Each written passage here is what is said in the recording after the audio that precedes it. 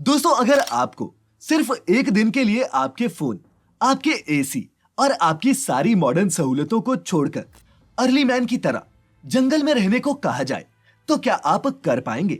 सोचकर ही डरने वाले मेरे बहादुर जाबाजों, क्या आप जानते हैं कि भारत में आज भी ऐसे कई आदिवासी समुदाय और कबीले मौजूद हैं जिनका मॉडर्न लाइफ से दूर दूर तक का कोई रिश्ता नहीं है और वो आज भी अपनी जिंदगी जंगलों और पहाड़ों में वैसे ही गुजार रहे हैं जैसे हजारों सालों से उनके पुरखे जीते आए थे।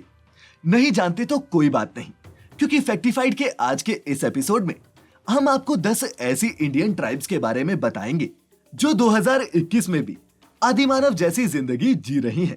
Factified. Facts on your face. Number 1, north sentinel island tribe. दोस्तों, भारत के अंडमान निकोबार आइलैंड्स के पास नॉर्थ सेंटिनल आइलैंड का नाम आप में से कई लोगों ने सुना होगा।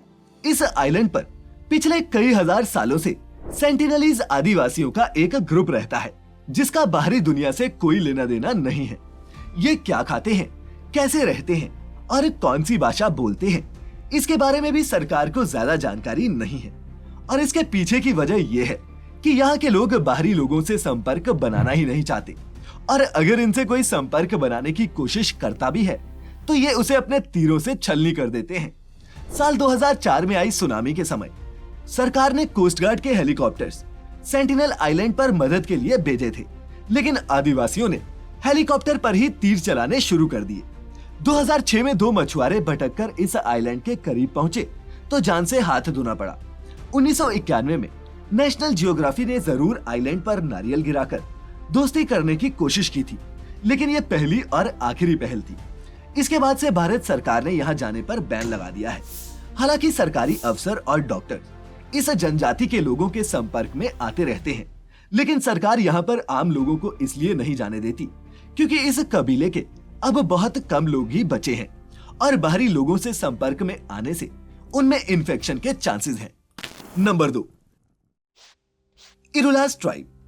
दोस्तों, साउथ इंडिया के 3 राज्य तमिलनाडु, केरल और कर्नाटक में पाए जाने वाली इरुलास ट्राइब उन चुनिंदा ट्राइब्स में से एक है जो मॉडर्न लाइफ और नौकरियां करने की बजाय आज भी अपने ट्रेडिशनल लाइफस्टाइल को फॉलो कर रहे हैं। ना तो इनके खान पान का तरीका बदला है और न ही काम करने का। दोस्तों, इरुलास आदिवासी समुदाय को सांप पकड़ने में महारत हासिल है। जहां सांप को देखते ही हमारी सिट्टी पिट्टी गुम हो जाती है, वहीं इरुलास ट्राइब के लोग अपनी लुंगी और शर्ट में जहरीले सांपों को लेकर चलते हैं और इनके पास अपने यहाँ पाए जाने वाले लगभग हर सांप के जहर का तोड़ है। भारत में सांपों के जहर का एंटीडोट बनाने वाली कंपनियां आज भी इरुलास आदिवासियों से सांप का जहर खरीदती हैं। 2017 में इरुला समुदाय के 2 लड़कों ने फ्लोरिडा, अमेरिका में सिर्फ 12 दिनों में 14 अजगरों को पकड़ डाला था, जिसके लिए फ्लोरिडा स्टेट ने इन आदिवासी लड़कों को $70,000 इनाम के तौर पर दिए थे। Number 3, Jarawa tribe. सेंटिनलीज की तरह ही अंडमान पर रहने वाली जारावा ट्राइब बाहरी लोगों से उतनी नफरत तो नहीं करती, फिर भी इनके इलाकों में जाना कोई समझदारी का काम नहीं। हजारों साल पहले अफ्रीका से आकर अंडमान में बसे ये आदिवासी न तो कपड़े पहनते हैं और न ही पक्के घरों में रहते हैं। ये अपना पेट भी शिकार करके ही भरते हैं। जंगलों में रहने के बावजूद भी ये अपने रिवाजों को लेकर बहुत ही ज्यादा स्ट्रिक्ट हैं। अगर कोई बच्चा थोड़ा भी गोरे रंग का निकल जाए तो ये बच्चे को दूसरे समुदाय का मानकर मार देते थे।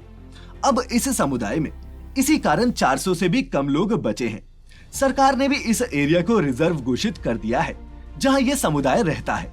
यही नहीं, अगर कोई बाहरी बिना इजाजत यहाँ जाता है या फिर इन लोगों की नग्न तस्वीरें खींचता है तो उसे 3 साल की सजा या फिर 10,000 रुपए का जुर्माना भी भरना पड़ सकता है। Number 4, Konyak Naga tribe. दोस्तों, नागालैंड में भारत और म्यांमार के बॉर्डर पर बसी कोन्याक जनजाति भारत के सबसे खतरनाक आदिवासी समुदायों में से एक है, जिनसे पंगा लेना माने मौत को दावत देना।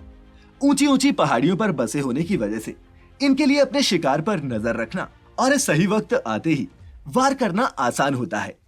Konyak Naga tribe head hunting के लिए जाने जाते रहे हैं।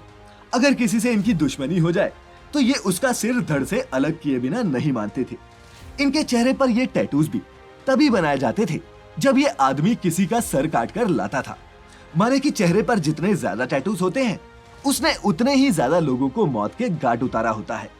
ये आदिवासी लोग पहले के जमाने में अपने दुश्मन के सिर धड़ से अलग कर अपने घर में ट्रॉफियों की तरह सजाते थे। फिर 1940 में हेड हंटिंग पर लगे बैन के बाद इन लोगों को अपनी इन हेड ट्रॉफीज को जलाना पड़ा। अभी के समय में आपको कोन्याक आदिवासियों के घरों में हिरन, याक या फिर मिथुन के सर सजे मिल जाएंगे। मॉडर्न लाइफस्टाइल से दूर ये लोग अब भी बांस के बने ट्रेडिशनल घरों में रहते हैं, जो साइज में शहरी घरों से कई ज्यादा बड़े होते हैं। इनके समाज में सबका रोल डिफाइंड होता है और सभी अपनी ड्यूटीज को बड़ा रिलीजियसली परफॉर्म करते हैं। नंबर 5, जेनु कुरुबा। शहर की मॉडर्न लाइफ से दूर बेंगलोर के एक हिस्से में जेनु कुरुबा ट्राइब भी रहती है, जिन्हें दुनिया ट्री हाउसेस के लिए जानती है। अब ट्री हाउसेस देखने में कितने भी अट्रैक्टिव लगे, पर कोई भी अपनी पूरी जिंदगी ऐसे घरों में नहीं काट सकता। पर जेनु कुरुबा ट्राइब के लोग कई हजार सालों से कर्नाटक के जंगलों में पेड़ों में ही घर बनाकर रह रहे हैं। आमतौर पर इस समुदाय के लोग जमीन से कम 5 से 6 फीट की ऊंचाई पर घर बनाते हैं, जिसमें कम से कम 6 से 7 लोगों के रहने की जगह होती है।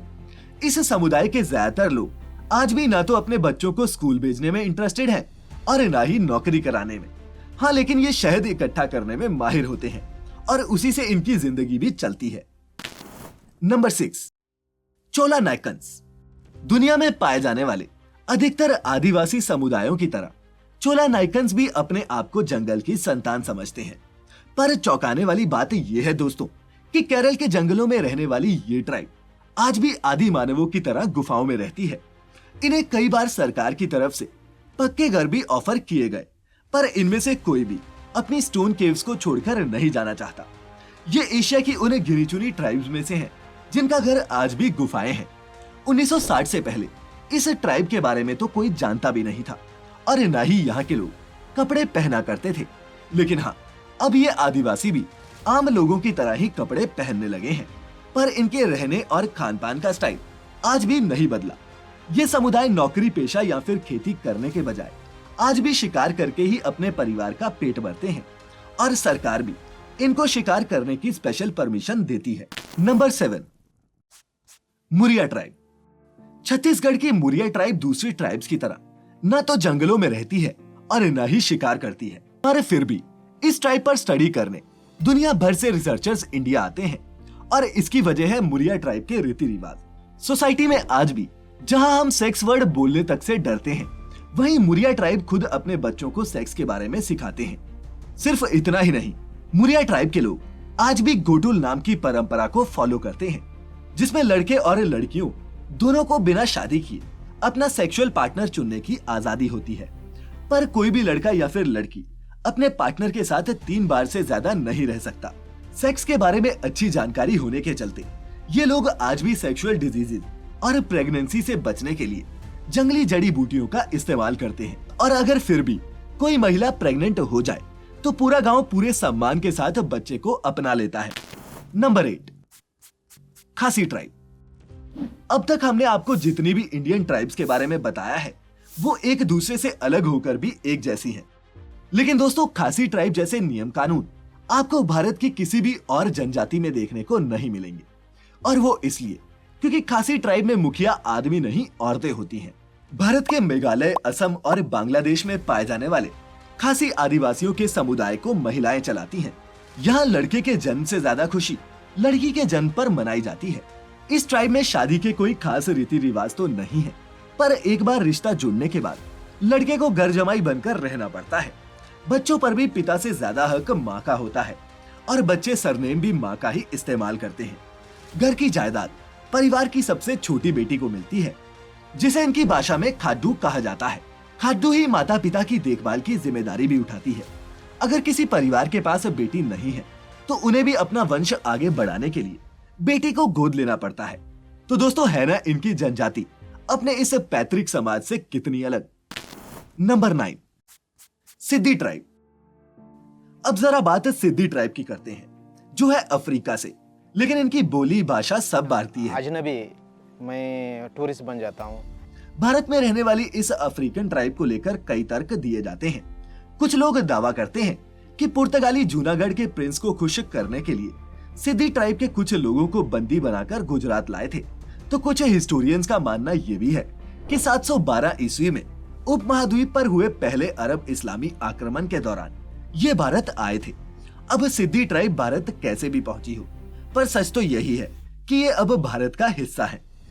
वैसे तो सिद्दी ट्राइब के लगभग सभी रीति रिवाज और तौर तरीके भारतीयों जैसे ही हैं, पर यह ट्राइब आज अपनी रोजी रोटी अफ्रीकन डांस के दम पर ही चलाती है। Number 10, Chenchu tribe.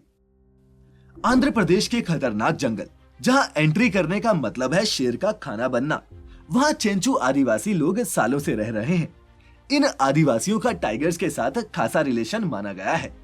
इस जनजाति के लोग टाइगर्स को बचाने के लिए अक्सर बाहरी लोगों पर भी हमला कर देते हैं।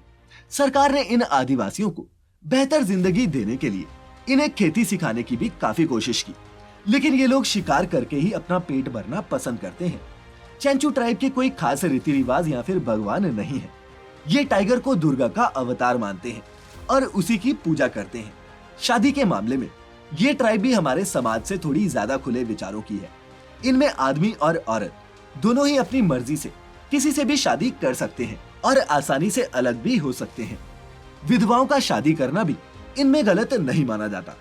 तो दोस्तों, ये थी भारत की वो 10 अनोखी अद्भुत ट्राइब्स जो आज भी रह रही हैं बरसों पुरानी परंपराओं और रीति रिवाजों के साथ। उम्मीद है आपको कुछ न कुछ नया सीखने को जरूर मिला होगा। मिला हो तो शेयर करें इस वीडियो को अपने दोस्तों और रिश्तेदारों के साथ। मिलेंगे जल्द ही एक दूसरी वीडियो में। तब तक अपना ख्याल रखें, खुश रहें और वीडियो पूरी देखने के लिए आपका बहुत बहुत शुक्रिया।